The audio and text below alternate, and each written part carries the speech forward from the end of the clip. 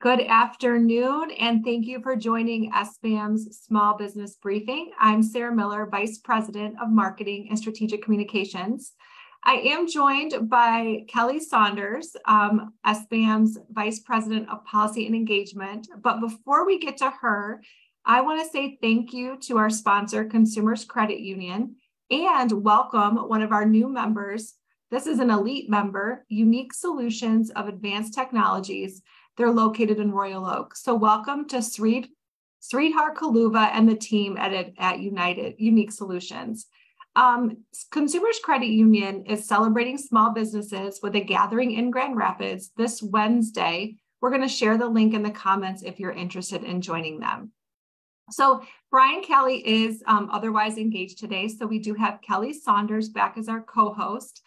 So Kelli, welcome back to the show. Well, thanks for having me back. I will do my best to do Bryan Kelly proud and cover the numerous issues of the day. But Sarah, we are joined by two guests from our team today that we are really excited to have with us. I know that Bryan highlighted last week, Thursday, that we were in the Upper Peninsula visiting many strategic partners and some of our members as well, through various events Wednesday through Friday. And so we are really excited to have Sherry Bryan and Andrea Duguay with us today to talk through some of our numerous programming that we offer here at SBAM. And so Sarah, I think I will kick it back to you to kick it over to Sherry.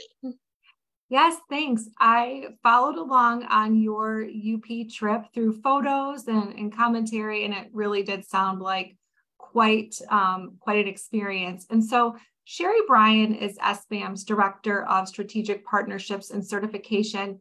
And I thought it might be helpful for Sherry to join us today and talk a little bit about SBAM's Strategic Partnership Program. So Sherry, welcome back to the show. You are a repeat guest when you talked a little bit about your certification program, but why don't you give a little introduction to yourself and your role at SBAM and what a strategic partner is? Well, thank you, Sarah. As Sarah mentioned, I'm Sherry Bryan. I manage the SBAM Strategic Partnership Program and also our certification program. So a little bit about the Strategic Partnership Program. In 2008, so we could share all of what we have and all of what we do with other associations and then also chambers of commerce. The chamber or association becomes a strategic partner organization, which then provides their members a premium membership with SBAM as part of their membership. The sponsorship includes having access to all products and service offerings that help business owners run their business. It is inclusion in advocacy efforts to understand what the legislature is doing and how it will affect your business. And lastly, the ability to network with other business owners to share knowledge and best practices. But then real quickly, I know we're focusing on the strategic partnership side, but I also manage the certification program. And that's for businesses domiciled in the state of Michigan with fewer than 500 employees and a gross annual revenue of less than 25 million. And this certification can help set your business apart from like businesses. It can provide you an extra layer of credibility, and it can potentially assist with procurement opportunities as well. The certificate is a 2-year certificate, and in most cases, it only costs you $100. All right, well, thanks, Sherry, for giving us a little background about your role at SBAM. I'm hoping you can talk about some of the partners that we were able to visit last week in the Upper Peninsula. Absolutely. Well, earlier than the rest of the team, I met up with them on Wednesday, but I started with visiting leaders with the area chamber of commerce, and then I visited with the Michigan Association of Timbermen. After that, we moved on to me meeting up with Bryan, Kelli, and Andrea, and we had a breakfast meeting with the Keweenaw Chamber of Commerce. We then moved on to a lunch meeting with the Baraga Chamber of Commerce, And then we ended the next day with a joint venture with the Greater Ishpeming-Negaunee Chamber and the Lake Superior Community Partnership, where we had a lunch and learn with them. So yes, it was a very, very busy week. I think it's really great that we were able to connect with so many small businesses in the in those regions and in those cities. So Sherry, thanks for coming on and sharing a little bit about what you do at SBAM. And if you're interested in learning more, you can reach Sherry at sherry.bryan@sbam.org or find information about our strategic partnerships and certification on the website. So thanks again, Sherry, for joining us. Thank you, Sarah. So now I believe we're going to switch over, and we discovered before we came on air today that this is Andrea's first time visiting us on the Small Business Briefing. She is no stranger to our members all across the state. We call her the face of our Owner to Owner program. And so for those of you who have had the chance to come to one of our Owner to Owner programs, you have definitely encountered Andrea face to face, but also have received her emails. And so, Andrea, thanks for joining us today. Alongside all of the strategic partnership stops we made, we also had an owner-to-owner meeting, and also are trying to grow our base to potentially do more owner-to-owner meetings in the Upper Peninsula. So maybe just take some time to introduce yourself, talk about what you do as the Senior Director of Events and Member Engagement here at SBAM, and talk to us about how much fun we had in the UP. Yes, thank you, Kelly and Sarah, for having me on today. It is kind of fun to be my first briefing, so I appreciate it. As Kelly mentioned, I am the Senior Director of Events and Member Engagement at SBAM. One of the hats that I manage would be the SBAM Owner to Owner or O2O network that is designed exclusively for small business owners all across the state. We currently have 10 regions identified and host 2 or 3 events throughout the year in each of those regions, usually the 4 to 6 o'clock p.m. timeframe. Our goal is to focus on peer-to-peer connection at each of these events, including a brief program that will include timely updates from local legislators or SBAM's experienced advocacy team, meaningful educational content, and if we're able, we like to provide an experience in a unique or just a really cool venue. And sometimes we get the question, do you have to be a member of SBAM to even participate in these? And while these O2O events may be exclusive to small business owners, owners do not have to be a member of SBAM. So we encourage all owners to join us at future events. All are welcome at any of the regional events. There is no fee to participate. It's an opportunity for small business owners to share a safe space with fellow peers and learn from one another. As we've heard from time and time again at all of these events, being a small business owner can be a lonely place at times. So these events are really a way for owners to come together with peers in their community and build relationships. That's great. And we had the opportunity to be at a very cool venue in Marquette called Barrel and Beam. So if you live in the Upper Peninsula and the Marquette region and have not visited it yet, please do. It has a great history to it. That's just an example of some of the programming and places that we offer when we're traveling around the state. We are fortunate to have Senator Ed McBroom there with us, who gave us an update on what was happening in Lansing. And then we also made some great ground in Houghton too. And Andrea and I are constantly looking for ways to expand our base. And so please do feel free to visit our website in order to learn more about our owner to owner meetings. And Andrea is always available to you as well. She likes to make friends. We like to call our owner to owner meetings Andrea's party. So please make sure that you sign up to come visit us in the future. But Andrea, thanks for being with us today, telling us more about what you do, and hopefully we'll have some more friends join us along the way on our owner to owner meetings. Great. Thanks, Kelly and Sarah. Hope to see everyone soon. All right, so Kelly, let's switch gears now and kind of get into some news from the weekend. When Bryan and I talked here on Thursday, there was this idea of a looming government shutdown happening, but some things happened over the weekend. related to that issue. Why don't you give us an update about what happened? Yeah, so Bryan was highlighting that they were struggling in Washington, D.C. to find some common ground regarding a potential government shutdown. They worked over the weekend, which they should. It is a primary job of theirs to make sure that we do have a budget and a spending plan for our nation. They were able to, on the brink, essentially, put off a government shutdown and came to essentially a 45-day funding stopgap, if you will. This puts us into mid-November for them to try and get it together and get a spending plan on the table and passed so that we don't have to keep having these extensions.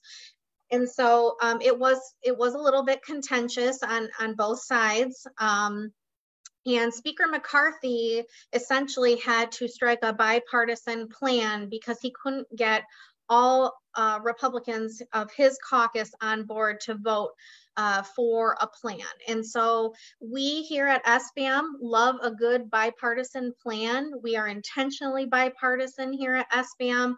And so this Speaker McCarthy being able to bring Republicans and Democrats to the table in order to pass this plan is what needed to get done, and that's what he did. So the bill ended up passing 335 to 91. The Senate also concurred and passed the same plan.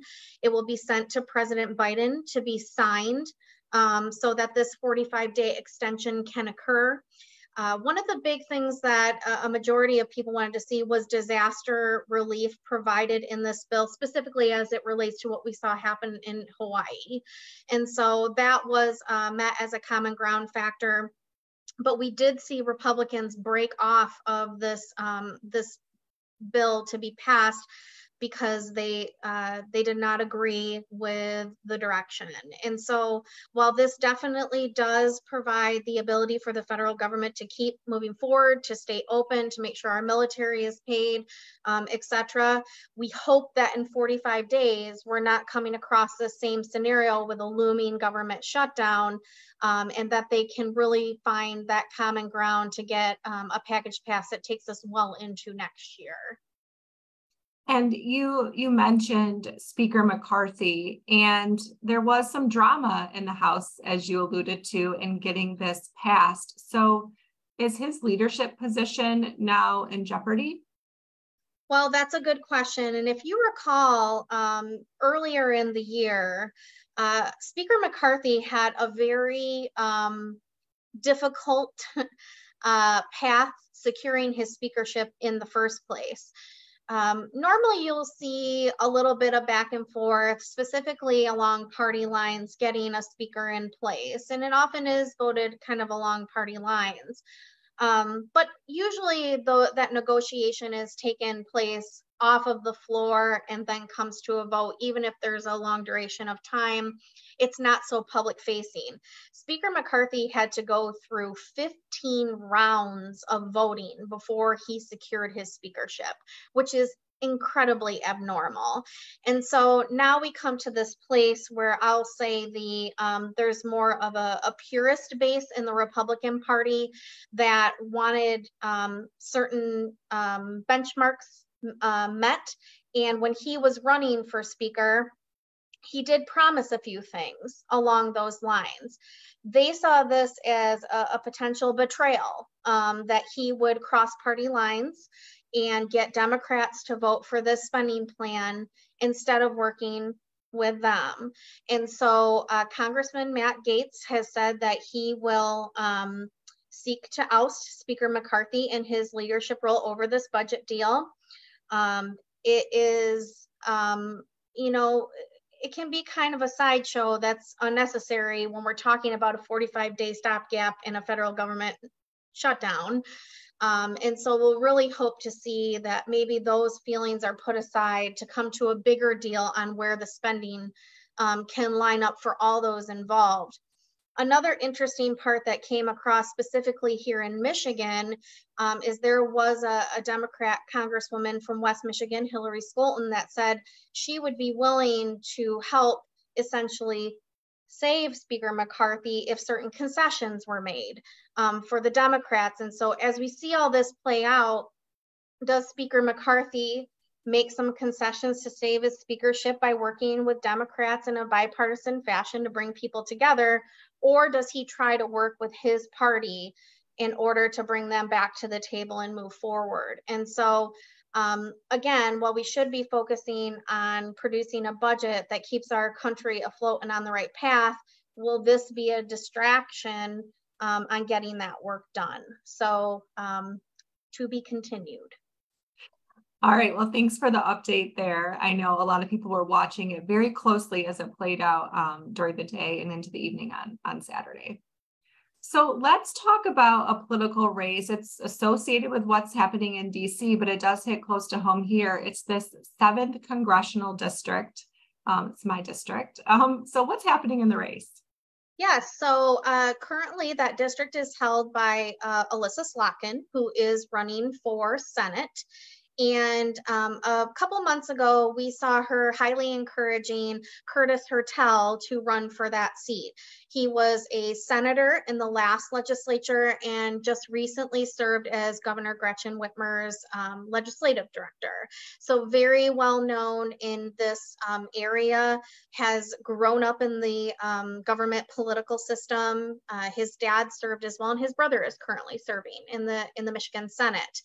And so financials are starting to come out on money raised, and we know that this seat will be highly competitive come this next election cycle. And Curtis Hertel did raise just over $730,000. That is nothing to, it's just impressive at the end of the day, because he didn't announce that long ago. On the other side of the ticket, Tom Barrett is running from, and has run in the past, he ran against Alyssa Slotkin the last time, a very viable candidate, is in the service, and obviously has a lot of sway because he's been elected in this district before to the Michigan Senate. So as we continue to watch this election unfold, as these two with the top contenders from the Democrat and Republican side, it's going to be very interesting to see not only how much have people raised in this race, but what national money will be coming in to support these two candidates. Tom Barrett did not report his numbers yet. They are not due until October 15. So we will see the amount of money that he was able to raise during that time as well. And I know people always say, why are we always looking at the money? Well, money does help you get elected. And so as we see the support aligning between behind these candidates, it is going to play a major factor. And then we're going to see how much money comes in from the outside as well to support these two candidates. So this will be a heated race, very hotly contested one to watch. All right, let's move on to the UAW strike. Kelli, as you know, we've been covering this weekly, it seems like, on the briefing. And can you give us any update on what's happening? Yes, so I think a lot of people are just keep asking the question, are we any closer to settling this? And I would say probably not. We've talked about the UAW president, Shawn Fain, or Bryan has numerous times on this program. And they have essentially also asked workers in two other plants, the Ford Motor Company Chicago Assembly plant and the General Motors Lansing Delta Township plant, to walk off the job. This totals 7,000 workers in the Midwest that are called off the line to strike. And just to give kind of a, an idea percentage-wise, that's 1 in 5 every UAW worker that has now walked off the job. And so when people say, are we almost through this? I don't know. I mean, it seems to be that the UAW is really putting their foot down, and we want to hope that those discussions are happening, behind closed doors. But as we see more workers continue to step off the line and go protest, it seems like we might be in this for the long haul. So we'll wait and see. as the week goes on, but as of over the weekend, seeing that many more people step off the line makes it seem like it's still a little rough at the moment. All right, and kind of in other rough news, we do have a report that was recently issued about retail in Michigan. What can you tell us? Yes, so our friends at the Michigan Retailers Association, that we often reference their reports because it is kind of a good benchmark for us to check ourselves against. You know that we survey you quarterly as members to get feedback from you on what you're feeling out in your respective communities. And so as Sarah stated, the Michigan Retailers released their August sales, and in not so encouraging news, Michigan hit a low not seen since the early stages of the COVID-19 pandemic in August. And so Bryan has often talked about, the economy softening, and it's really starting to play out. And I know that we went over our survey results, I believe last week or the week before, and we are kind of starting to see the same thing. So this is the second straight month that sales have dipped, hitting a 32 on the 100-point scale. And in August of 2022, it was at a 49. And so seeing that drastic dip is showing that slide that we're seeing from sales. So in their survey, 56% of those surveyed said that they see a decrease likely, 29% an increase, and 15% no change. One of the reasons that the retailers cited this happening was the UAW strike. And so we are starting to see numerous things in the economy start to domino effect on each other. And so we were doing like a nice dovetail from the UAW story into this to show what effects that it's having on the economy. And then also, as in our survey, we saw a dip in optimism of people being able to keep their business going. The retailers showed the same thing. 46% say that an increase was potentially likely. 55% don't see a change or a dip. And so basically from an index perspective, last month, it was at a 70. With this feedback, they go down to a 54 on a 100-point scale. And so we start to get dangerously close to this 50 mark, where 50 and above is obviously feeling, optimistic, but we've been seeing people in the 70s saying that they really feel like they're optimistic about their business. Even during the hard times, we saw that. Now we're starting to see this backslide from 70 to 50 and even 40 in some of these instances, which means that people are being cautious about their spending. They're being cautious about hiring people, or how do they hire people at not such a cost to their business. We all know that talent is at an all-time needed high right now within people's organizations. And so how do small business owners, basically weigh what to do here? We're kind of heading towards a very uncertain time in our economy.